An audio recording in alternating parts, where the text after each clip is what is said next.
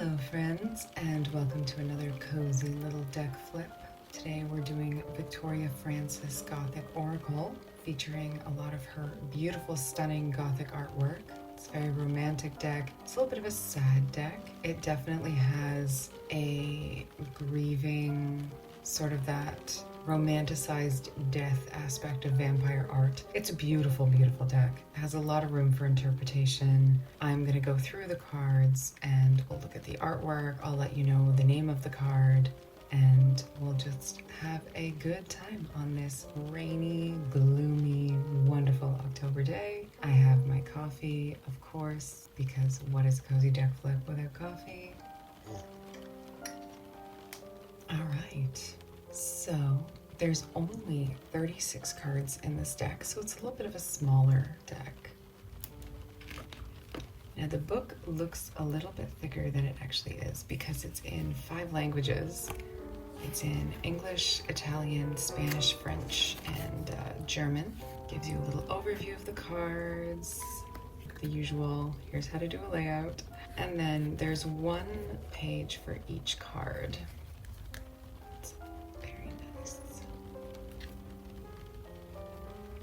I have put the cards in order because these ones are numbered, unlike the Halloween Oracle that we did. These ones are numbered, so I did put them in order so we can go through them together. This is what the back looks like. 10 points if you recognized Angelina Jolie as the model for the painting. That's one thing Victoria Frances I noticed about her art when it rose to popularity years ago. She does tend to use models and celebrities as reference material for her work, and it's beautiful, absolutely stunning. So we'll start. And the first card is Undying Ophelia, Releasing Despair and Emotional Retreat. This is a beautiful card. If you're familiar with Shakespeare, you know Ophelia, a very sad but romantic character. And here she is floating in the water. There's lots to work with in these cards. Of course, this is actually a deck where I do reference the book quite a bit because I find the meanings of the cards are personal to the artist, and as you can see, she puts a lot of detail into her work, so I think it's worth looking into the meanings that she assigned to each card. I'm trying not to get too much glare or reflection, but this is an absolutely stunning card. Sad, fair Ophelia. And card 2, The Gentle Dance, Love, Embrace, Connection. This is another beautiful card. It's more of a sketch than a completed painting, but I think it's really beautiful. They're both wearing masks. There's a lot you can dive into in this card. And then the faded figure of another woman in the background. Absolutely beautiful.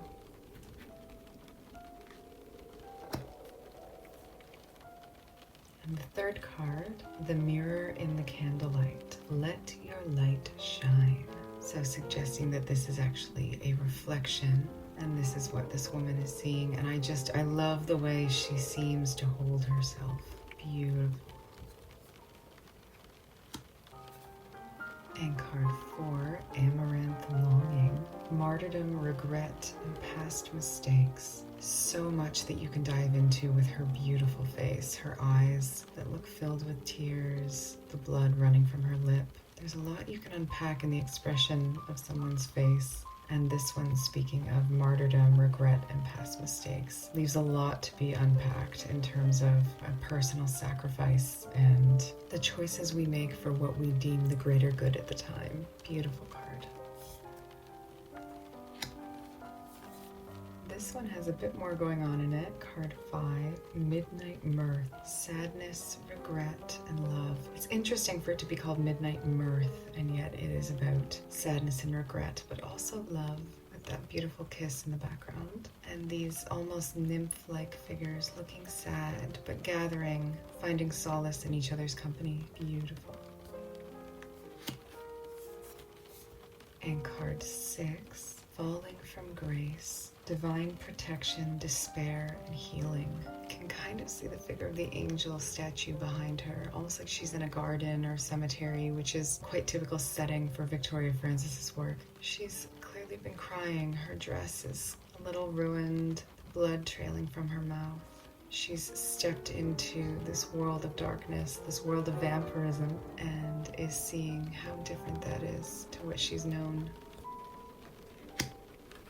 7, Oblivion Denied. Strength, confidence, and stability. Sort of suggesting this idea of this woman returning from the dead. Perhaps she threw herself in the river, but her time was not yet. Beautiful. She looks very serene, holding the tree, like she's found new strength, new way to stand. I love this card for understanding that it is not the time to give up. You have much more strength in you than you may believe. Card 8, Tears for Innocence. You see this unfortunately decapitated teddy bear. Tears for Innocence is about past regrets and letting go. She looks a little sad and regretful for her actions, missing the simplicity of childhood. We often wish we can go back. And I feel like, to me, this card makes me think of that frustration that you just can't. When we act out and we can't take it back. And there's nobody to make it better for us when we're grown-ups. So you have to take accountability and learn to let go. Card 9, Remembrance of Eternity. Spiritual connections and forgiveness. Again, a lot you can unpack in this card. It's so beautiful.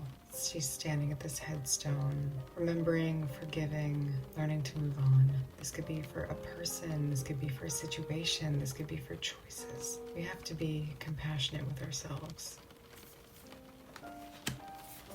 10, The Ivory Maiden. Obstacles, challenges, and feeling unsupported. It's a very lonely card, but beautiful. I mean, amidst all this darkness, she glows. Number 11, The Autumn Bride. Beauty, healing, and kindness. This is a very soft card. It also has a bit more of a almost sketched and watercolor look to it. You could say she looks sad. A lot of the characters in this deck look sad, but she's healing. There's a softness to her, an innocence, a gentleness that I think is just absolutely lovely. Number 12, Drowned Pride. Letting go and release. This is an interesting card. Drowned Pride. She does look angry, a little frustrated. It's hard to swallow your pride, especially when it means letting go of something important. I find the little bell interesting. If I remember correctly, the description in the book doesn't really mention the bell, which makes me wonder at the theme of the original painting that this card is based on. Lots you can unpack here too. There's a lot of emotion. She expresses so much in her eyes.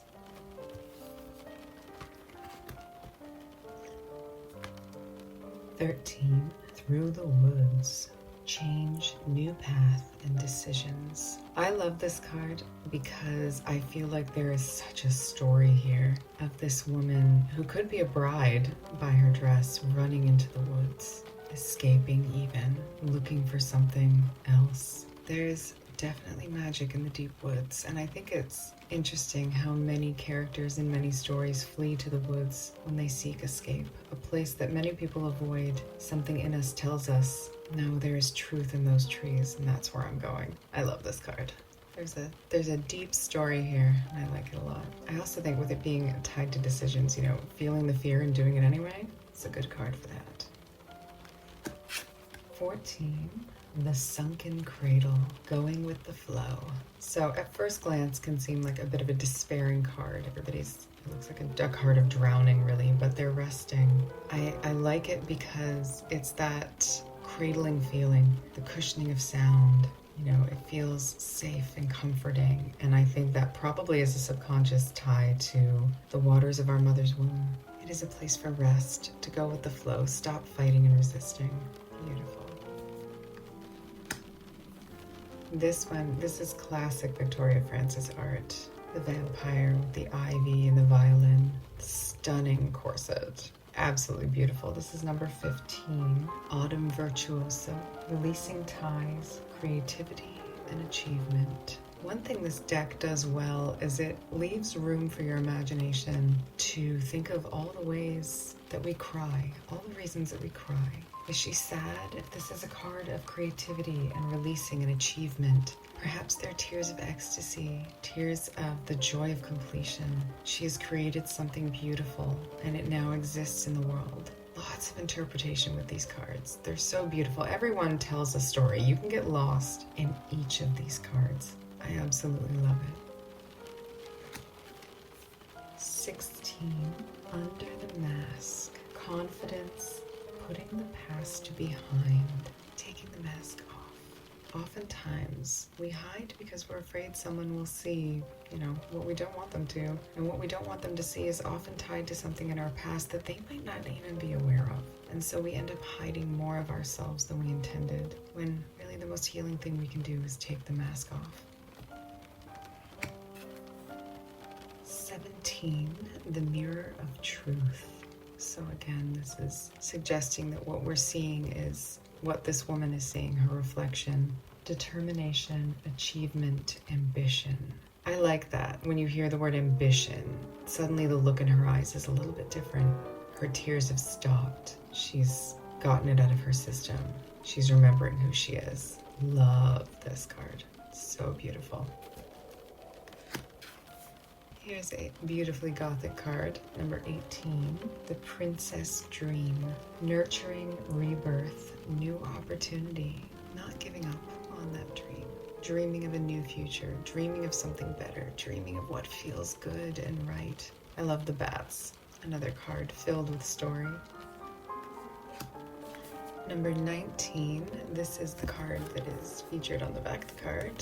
One of quite a few paintings she's done with Angelina Jolie as the subject or the inspiration. Beautiful card. Number 19, I, the Covenant. Psychic development, learning and study. I love this card. It's very alluring. She's sort of calling to us with her gaze. She's very confident. The pentacle around her neck suggests that she's a witch. She has studied in her craft. She knows what she's doing, and there's much that we can learn from her. 20. This is a card of rest. This is the sound of the inner sea. Rest, meditate, stop. I mean, this one kind of speaks for itself. She's just resting, holding herself gently, taking a break. This is an interesting card. 21 is the Stone Garden. Support, faith, and vulnerability. I love this child. It looks like it's holding the skirts of the angel, which is made of stone, so of course you can't be actually gripping fabric, but it's this suggestion of, to me anyway, that connection between the childhood imagination and all possibility. This can be a very deep card. I find it particularly helpful during shadow work and connecting to one's inner child and, giving them the love and healing that they should have gotten elsewhere. We get to be that hero for ourselves. Beautiful card.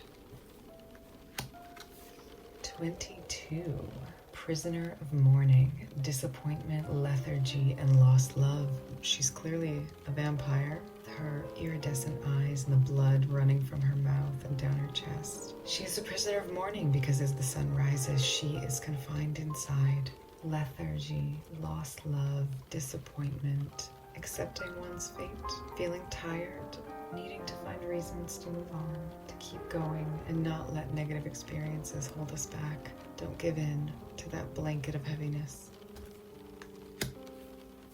If you're familiar with Victoria Frances artwork, this painting is pretty familiar. This is card 23, surrendering to the magic, awareness, creating harmony. I love this card because it looks like she's almost melting into the ivy around her, blending with the earth. She could be sleeping, she could be recharging, that deep connection with nature, with Mother Earth, where we draw power. Beautiful card. Here's another Angelina Jolie inspiration. This is number 24, Home is the Kingdom, Stability and Action. It's interesting to have it mean action when she's sort of resting in the cemetery. But again, all of these cards are a deep dive in and of themselves.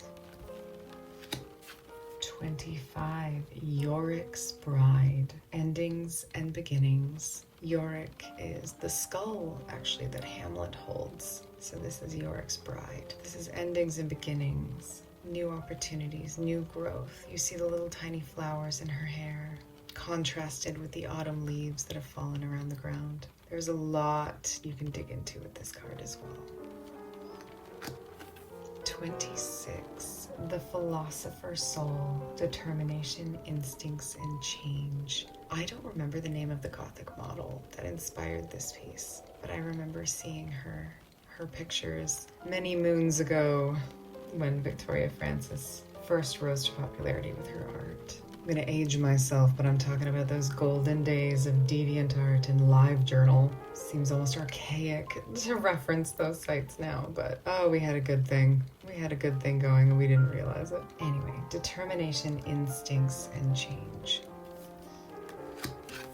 You can almost hear this card. So much detail. 27.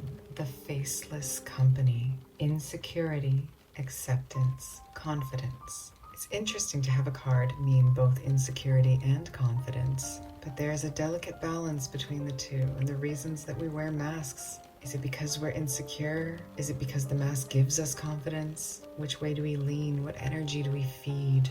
Lots to consider. 28. The Colorless Duke. Decisions, new path, ideas. Setting goals that we don't allow ourselves to sway from. I wonder sometimes if he made it into the deck just to have a strictly male card. I do think she has not better paintings of males and male vampires in her collection, but I feel like she has ones that would have left more for interpretation, that would have given the imagination a little bit more. But it's still a beautiful card. Stunning. His eyes are stunning. 29. The Ashen Queen. Reflection, overthinking, and peace. So again, overthinking and peace in the same card. It's a card of finding balance, of acknowledging when you're overthinking and releasing and learning to just find peace, to let go. It's a very peaceful card. There's a serenity to the Ashen Queen. 30. The Garden of Cruel Thorns. Protection, vengeance, and vulnerability. Well, that leaves a lot to unpack too, depending what you pull this card for. She looks like she got her vengeance, all right. Protection, vengeance, and vulnerability. Sometimes we have to protect ourselves. I'm not gonna get too deep on this one, but it's a beautiful card. And I like the way she's holding herself, not in a way that shows discomfort or fear, but almost reverently in what she's done. 31. The Empty Tomb of Love. Regret, change, moving forward. Sad little child with his little angel wings. The Empty Tomb of Love. Ooh, so much to unpack. This card is very much about a feeling of loss and that sort of childlike innocence and vulnerability, and how sometimes we need to give in to that. We need to let ourselves cry freely like we did when we were children, but also knowing that there is, again, a balance between that sense of relief and giving in too deeply to the despair. You can definitely unpack a lot with this little guy.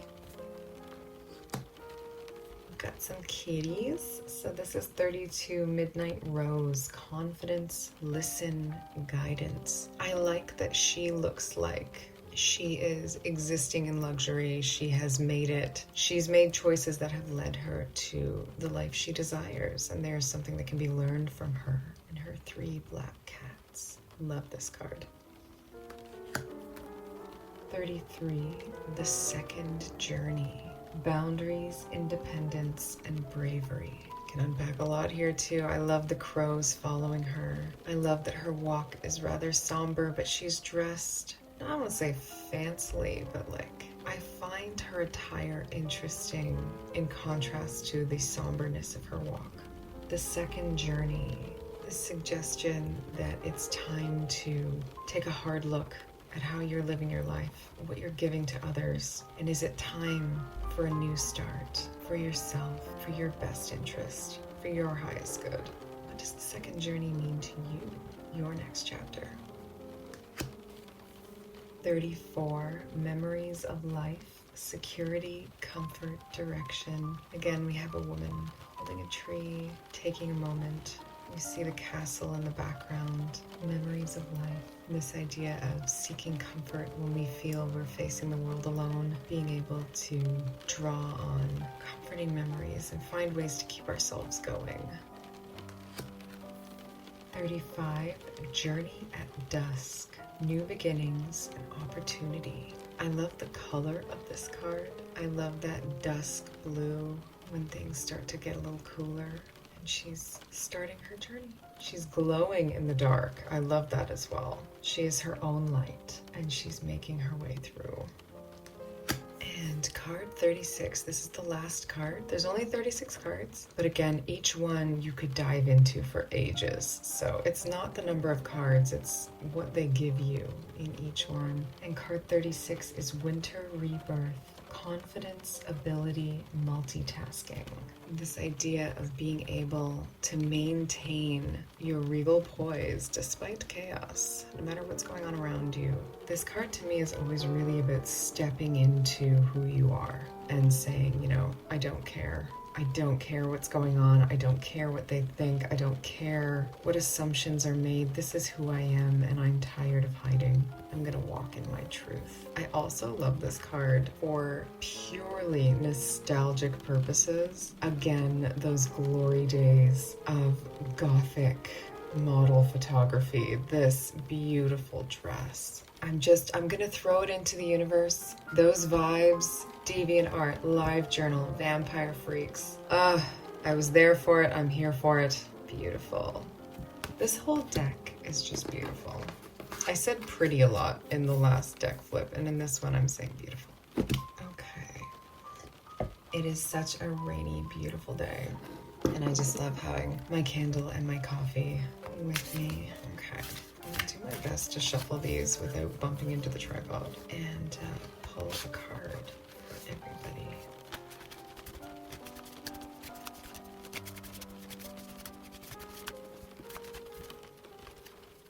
Okay, if you've stayed to watch the whole video or if you're watching this later, this little card pull is for you.